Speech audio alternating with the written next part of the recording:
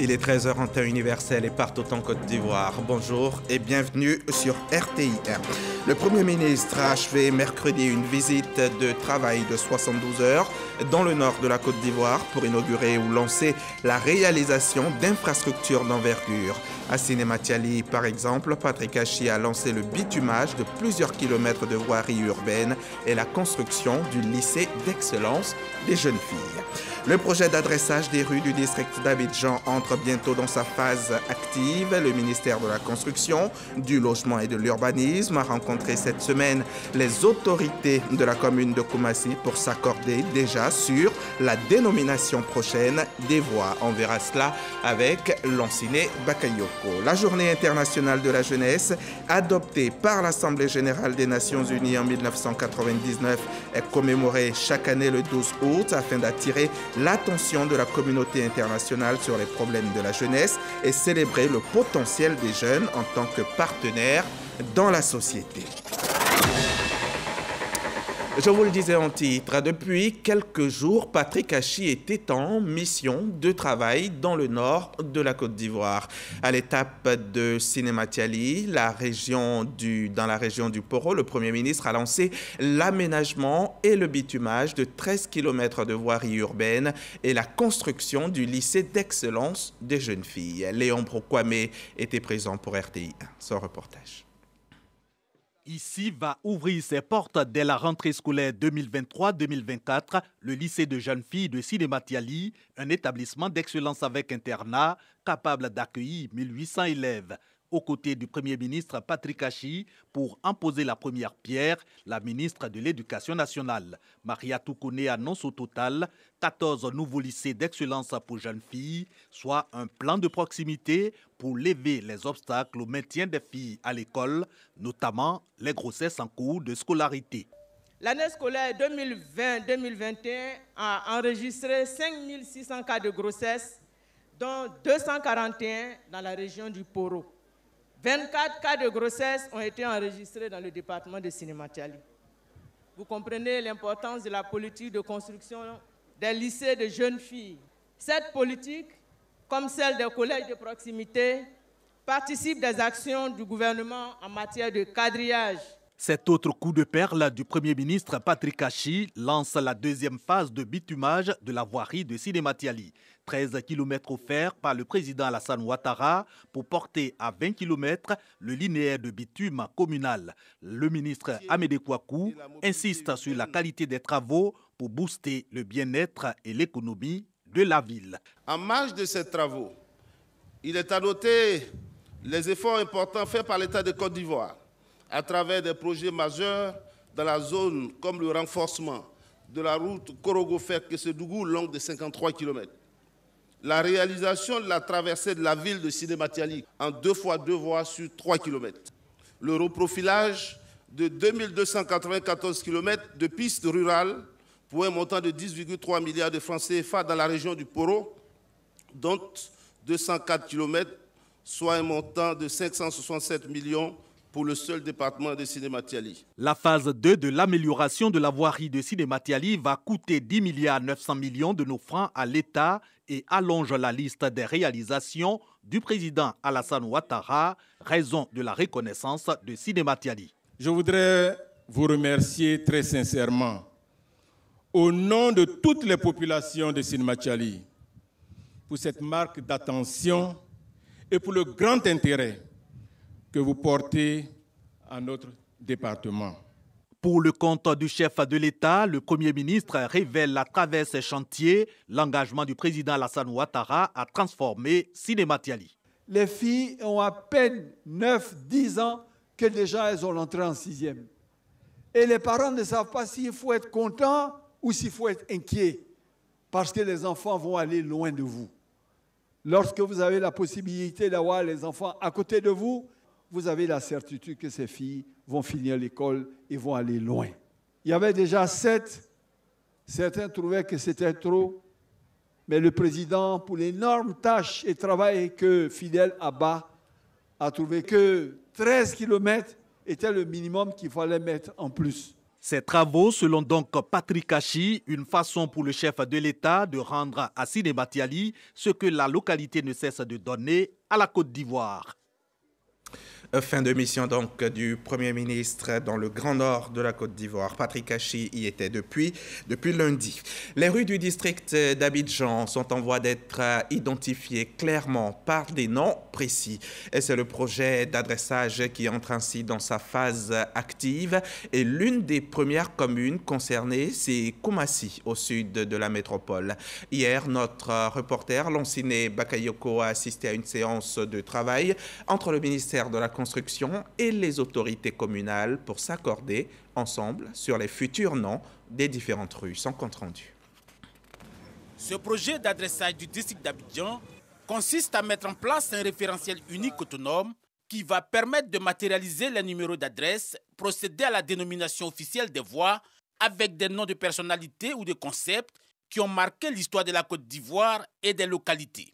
Ce processus d'adressage se veut participatif et les contre-propositions seront tranchées par une commission d'arbitrage.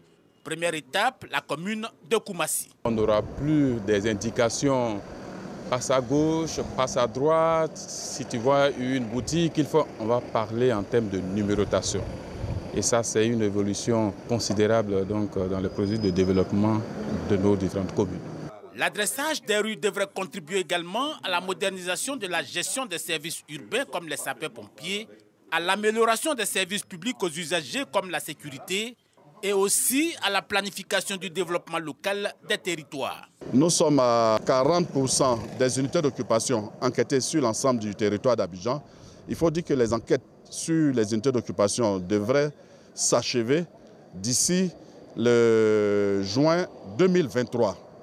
Et le processus de panneautage devait aller jusqu'à avril 2024. Nous démarrons le panneautage des voies à partir de janvier 2024 et donc ce processus devait s'achever déjà en avril 2024. Cet adressage des rues est financé par la Banque mondiale à hauteur de 10 milliards de francs CFA à travers le projet Port-Ville du Grand Abidjan. On part à Yamoussoukro, au centre de la Côte d'Ivoire. C'est à quelques 240 km d'Abidjan. Le ministère de la fonction publique y a démarré depuis quelques jours un atelier de réflexion sur les risques professionnels. L'idée est d'améliorer l'environnement et le processus de gestion des risques professionnels dans l'administration publique. Plusieurs partenaires sociaux prennent part aux travaux et avec eux des représentants des fêtières syndicales. Les précisions de Kader Sogodogo, RTI Boaké. La fonction publique veut améliorer le cadre réglementaire de la prévention et de la gestion des risques professionnels.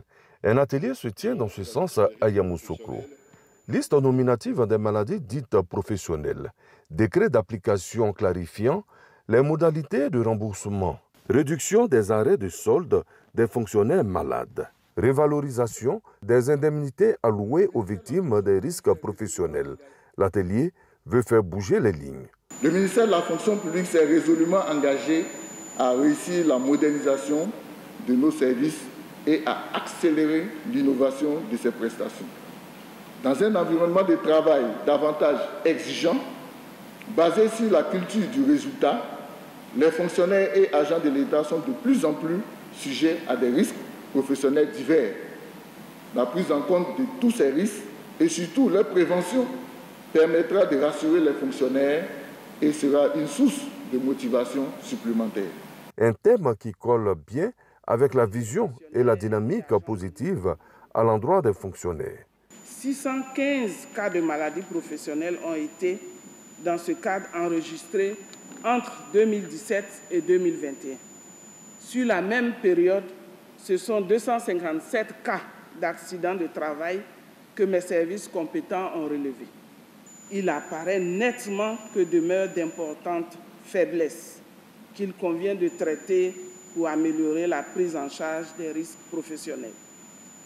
Vous noterez dans ce sens tout l'intérêt que revêtent les travaux du présent atelier et les attentes légitimes des fonctionnaires et agents de l'État. L'atelier va durer 3 jours. Partenaires sociaux et représentants des fêtières syndicales sont avec les responsables du ministère de la fonction publique et ceux du ministère du budget et du portefeuille de l'État pour arranger les choses. Le ministre de l'Emploi, de la Protection sociale porte à la connaissance des populations vivant en Côte d'Ivoire qu'en application du décret numéro 2011-371 du 4 novembre 2011, modifiant et complétant l'article 2 du décret numéro 96-205 du 7 mars 1996 déterminant la liste et le régime des jours fériés.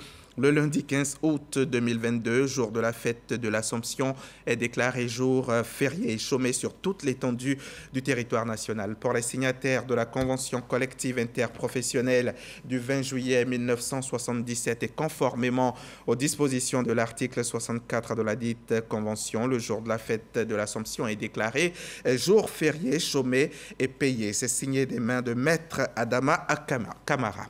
On se rend tout de suite au cabinet du ministre des Sports. Paulin-Claude Danho y a reçu récemment la présidente de la Confédération africaine de volleyball, Bouchra Agige. Un peu plus tôt, avant cette audience, nos confrères de RTI Sport ont assisté au siège du CNO à une signature de convention entre l'instance africaine de volleyball et la Fédération ivoirienne de volley. Présente en Côte d'Ivoire à la faveur d'une tournée dans la sous-région ouest-africaine, Bouchra Agige, présidente de la Fédération royale marocaine de volleyball et par ailleurs présidente de la Confédération africaine de volleyball, a été reçue en audience ce mardi 9 août 2022 par le ministre des Sports, Paulin-Claude Danho. Au cours de cette rencontre, qui s'est tenue au cabinet du ministre ivoirien au plateau, la patronne du volleyball africain a donné des nouvelles fraîches de son institution. Tout en se félicitant de la solide amitié qui lie la Côte d'Ivoire et le Maroc, le ministre Danho s'est également réjoui de la collaboration entre les deux fédérations sportives, matérialisée par la signature d'une convention un peu plus tôt au siège du CNO, dont une copie lui a été remise. Sur 4 ans, le volleyball ivoirien bénéficiera de l'expertise marocaine et par ricochet de la Confédération en vue de préparer les prochains Jeux de la jeunesse de Dakar 2026. La Fédération ivoirienne de volley trouve une belle opportunité de se restructurer, de se réorganiser. Nous comptons sur cette nouvelle vision stratégique pour permettre aux jeunes Ivoiriens, surtout à la jeunesse, de s'approprier cette belle discipline sportive, et notamment le beach volley, où les perspectives peuvent être très bonnes avec les athlètes de grande qualité et le potentiel que nous avons en Côte d'Ivoire. En marge de cette audience, Paulin-Claude Danho a reçu le président Honoré Guié et ses collaborateurs de la commission électorale pour l'élection du nouveau président de la Fédération ivoirienne de taekwondo. Cette commission, installée le 4 août dernier par l'Union africaine de taekwondo, a pour mission de ramener la sérénité et la paix dans la maison des taekwondoïnes. Un reportage de Patrick Dadier et Hervé Mbois. Ils sont au nombre de 200, ces jeunes gens qui viennent de recevoir leurs attestations de fin de formation en télécommunication. 200 jeunes qui se sont au préalable inscrits à l'agence Emploi Jeunes. Cette étape constitue donc la deuxième phase du projet d'insertion professionnelle des jeunes dans la spécialité de raccordeur de réseau fibre optique. On en sait plus avec Patricia Oumouitia. 200 jeunes inscrits à l'agence Emploi Jeunes du ministère de la Promotion de la Jeunesse, de l'Insertion professionnelle et du Service civique ont reçu leur attestation de fin de formation. La formation m'a apporté des compétences que je n'avais pas. Avant même pour pouvoir ouvrir un ordi, c'était vraiment compliqué pour moi. Maintenant, actuellement, j'arrive à développer des sites vraiment intéressants. Ça nous ouvre des portes en fait. Donc, actuellement, nous, sans le numérique, on peut dire qu'on est encore analphabète. Donc, il peut dire que ça m'a apporté beaucoup. 2 tiers des bénéficiaires ont reçu un contrat d'embauche à durée indéterminée dans des entreprises de télécom. Plus de 400 jeunes sont enregistrés sur une liste d'attente afin d'être formés au métier de raccordeur de réseau fibre optique et FTTH pour 6 mois de formation, dont 3 mois d'insertion en entreprise. Mamadou Touré a salué l'engagement des formateurs et des bénéficiaires. Au cours donc des stages que vous êtes en train d'effectuer, mais surtout lorsque vous serez dans la vie professionnelle, que vous soyez des jeunes véritablement exemplaires. Et que le métier que vous avez décidé d'embrasser, qui n'est pas très connu, vous soyez aussi des ambassadeurs pour dire aux autres jeunes qu'il existe aussi des métiers donc dans le numérique, etc., qui offrent de réelles opportunités donc d'insertion. Il a exhorté les bénéficiaires à saisir l'opportunité offerte en gardant un sens de responsabilité et d'abnégation au travail. Je vous le disais au sommaire, le 12 août a été défini par l'ONU comme étant la journée internationale de la jeunesse, une manière de célébrer la nouvelle génération, généralement porteuse de tous les espoirs des anciennes, notamment en matière des crises écologiques. La journée est commémorée chaque année afin d'attirer l'attention de la communauté internationale sur les problèmes de la jeunesse et célébrer le potentiel des jeunes en tant que partenaires dans la société. L'objectif de l'édition 2022 est de diffuser le message selon lequel des mesures doivent être prises par toutes les générations pour atteindre les objectifs de développement durable et ne laisser personne de côté.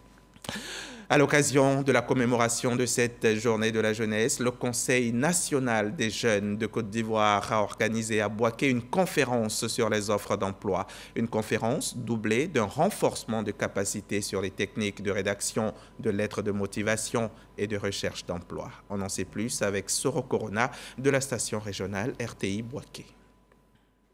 Les leaders de jeunesse de la commune de Bouaké sont en formation pour l'insertion des jeunes dans le tissu professionnel. À ces jeunes, il est présenté les opportunités d'emploi à travers l'agence emploi jeunes mise en place par le gouvernement. Je retiens que nous jeunes, on a des avantages au niveau de l'emploi jeune. Si nous nous inscrivons, voilà. Il a aussi parlé de l'esprit d'équipe, il a parlé de la solidarité d'abord, puis le vivre ensemble. Cette formation se tient dans le cadre de la Journée internationale de la jeunesse, une initiative de la délégation régionale du Conseil national des jeunes de Côte d'Ivoire. L'agence emploi jeune va informer ces jeunes-là afin que ces leaders puissent relayer l'information à la base. J'invite donc les jeunes de notre région à la discipline. J'invite donc les jeunes de notre région au travail. Parce que le président de la République fait beaucoup pour les jeunes. Le ministre de la promotion de la jeunesse et de l'insertion socio-professionnelle accompagne jour et nuit les jeunes de Côte d'Ivoire. Les autorités locales ont mis à profit cette tribune pour inviter les jeunes à s'approprier tous les mécanismes mis en place par le gouvernement pour leur insertion dans la vie active. La journée internationale de la jeunesse, pour nous, avec lui, c'est une occasion pour appeler les jeunes à prendre conscience non seulement de leur existence, mais de leur futur. Et vous avez écouté le discours du chef de l'État il y a quelques jours, qui mettait la jeunesse au cœur de son action. Les activités économiques ne pouvant se réaliser que dans la paix, les leaders de jeunesse sont instruits sur la doctrine de la police de proximité. Le directeur général souhaite que les populations comprennent qu'il est important et il est opportun de dénoncer tout ce qui menace la sécurité des Ivoiriens, de sorte à ce que les policiers puissent être là où il y a ces informations qui tendent à créer l'insécurité contre les populations. Les participants à cette session de formation ont reçu les attestations. L'édition 2022 de la Journée internationale de la jeunesse a eu pour thème « Solidarité intergénérationnelle pour créer un monde pour tous les âges ». On en vient maintenant à cet atelier de vacances et innovation technique qu'organise le ministère de l'Enseignement technique et de la formation professionnelle et de l'apprentissage. Un atelier qui a lieu au lycée technique d'Abidjan-Cocody et qui a pour objectif de renforcer les capacités des apprenants et valoriser la formation professionnelle et technique. Un reportage, Evelyne Yeboué, dans un commentaire de Franck Quadio. C'est un modèle d'intégration sous-régionale en Afrique dans le domaine de la formation professionnelle. Le réseau africain des institutions et fonds de formation professionnelle RAFPRO est un cadre de concertation périodique. Ce réseau de réflexion, de partage d'expériences et de bonnes pratiques dans le domaine de la formation professionnelle s'est engagé depuis 2006 à promouvoir le développement des compétences des techniques professionnelles. Nous sommes des structures de financement de la formation. Nous finançons les entreprises pour renforcer les capacités de leur personnel et donc nous devons être les cordonniers mieux chaussés. Ce réseau regroupe 13 institutions et fonds de formation en Afrique. Ces assises d'experts de cet organe Abidjan visent à élaborer le planning de formation des 3 prochaines années. Il s'agit d'en faire des propositions aux institutions. Donc face aux défis liés au développement du capital humain de l'Afrique, les institutions et fonds de développement de la formation professionnelle de nos États doivent concevoir des dispositifs innovants pour apporter des réponses concrètes aux attentes des populations, notamment des jeunes et des femmes. Les fonds doivent donc disposer en leur sein des ressources humaines bien formées et très alertes sur les problématiques du secteur emploi-formation. Ouvert au siège du Fonds de développement de la formation professionnelle, les travaux du comité d'experts vont porter également sur les stratégies d'insertion professionnelle et la mise en place de bases de données des ressources humaines compétentes. Et le coronavirus est toujours dans la place. Le virus continue de régner en maître.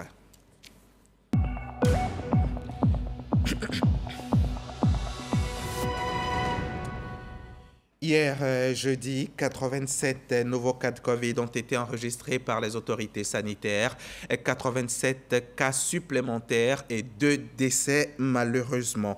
La Côte d'Ivoire compte à ce jour 85 966 cas confirmés depuis le début de la pandémie en mars 2020. On a 198 cas actifs et on déplore 815 morts.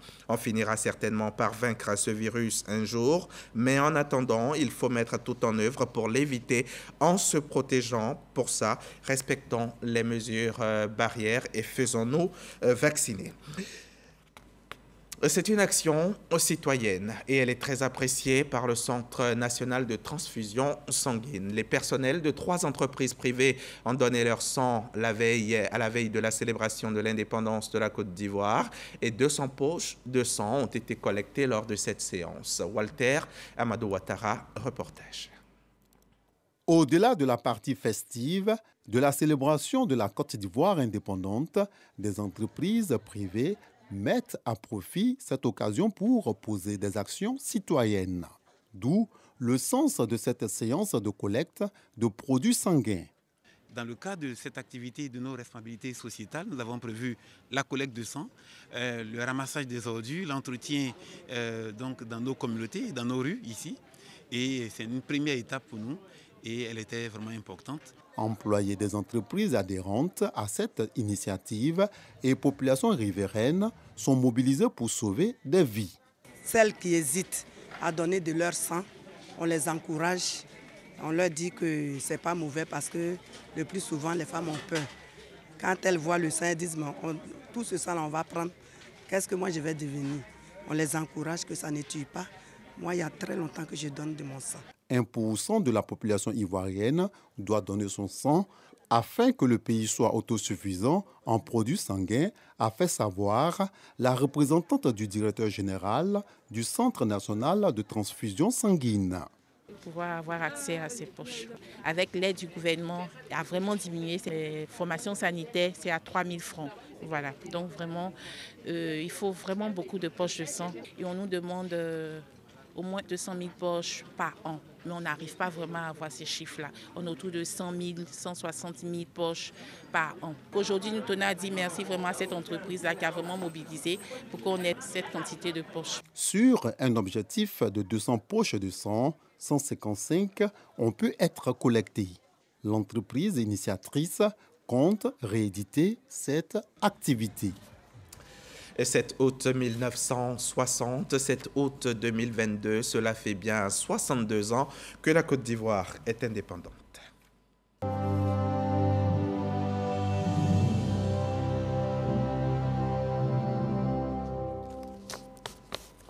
Les festivités officielles de la commémoration de l'an 62 de la Côte d'Ivoire indépendante ont eu lieu à Yamoussoukro, mais l'anniversaire a été célébré partout en Côte d'Ivoire. On regarde la fête dans quelques localités.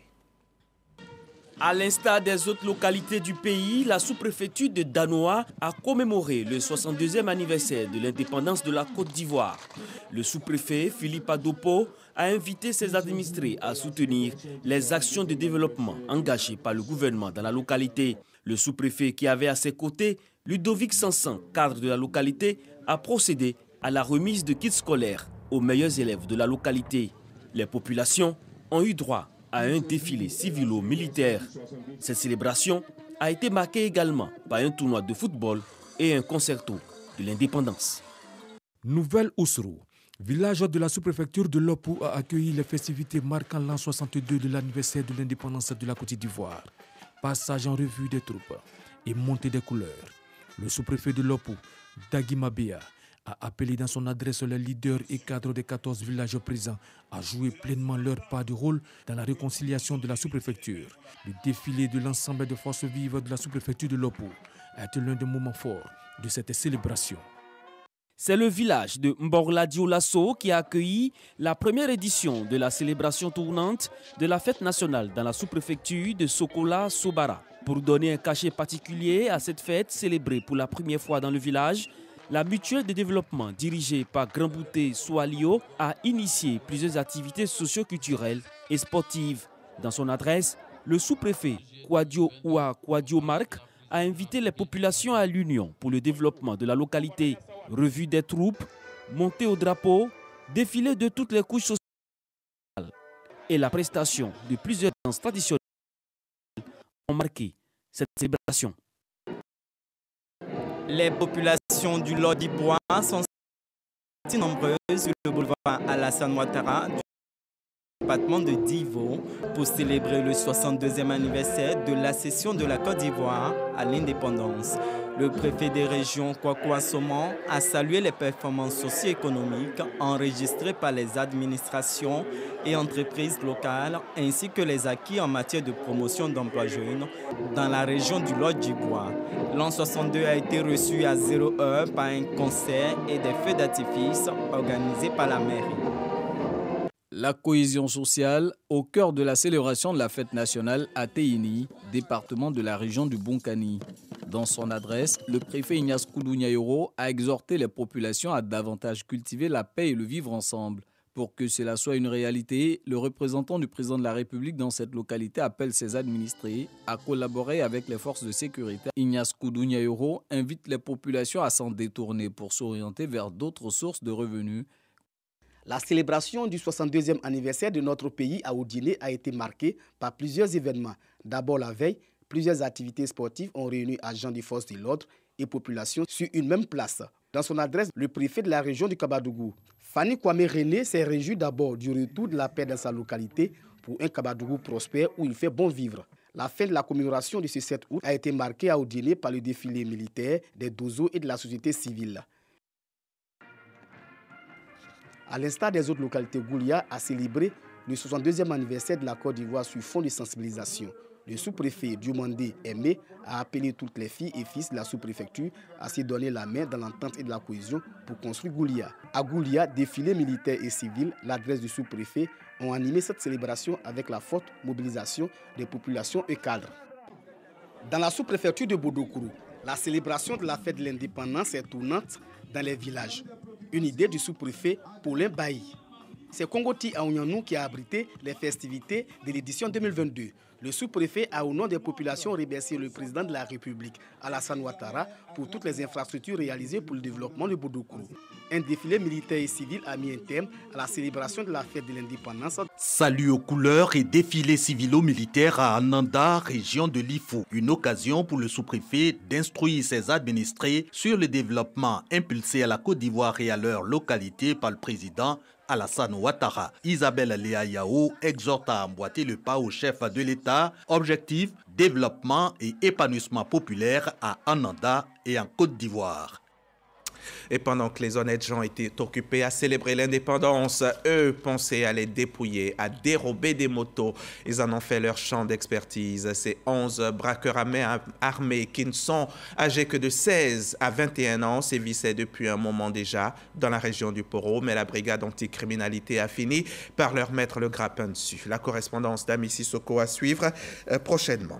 L'ancien président du Burkina Faso, Roch-Marc Christian Kaboré, se rend à Abidjan avant de rejoindre les Émirats arabes unis pour une visite médicale. C'est la première sortie à l'étranger de Roch-Marc Christian Kaboré depuis sa chute le 24 janvier 2022. Nous sommes le 12 août et c'est un jour mémorable. C'est à cette date qu'on célèbre la Journée internationale de la jeunesse, on l'a dit, mais c'est aussi à cette date, depuis 3 ans, qu'on commémore la chute d'un jeune de valeur, un jeune de renom dont le talent a dépassé les frontières ivoiriennes et qui nous a quittés le 12 août 2019. DJ Arafat, nom de scène d'Ange Ouan Didier, était chanteur, compositeur, parolier, danseur, chorégraphe, producteur et arrangeur musical. Hommage à une légende. Occasion de rappeler que c'est ce soir à 19h que la dépouille d'un autre monument de la musique ivoirienne arrive à Abidjan. C'est Justin Rabé Stanislas, décédé il y a quelques semaines en France à l'âge de 75 ans. Je vous souhaite à tous bonne santé et longévité. Bonne journée sur RTI.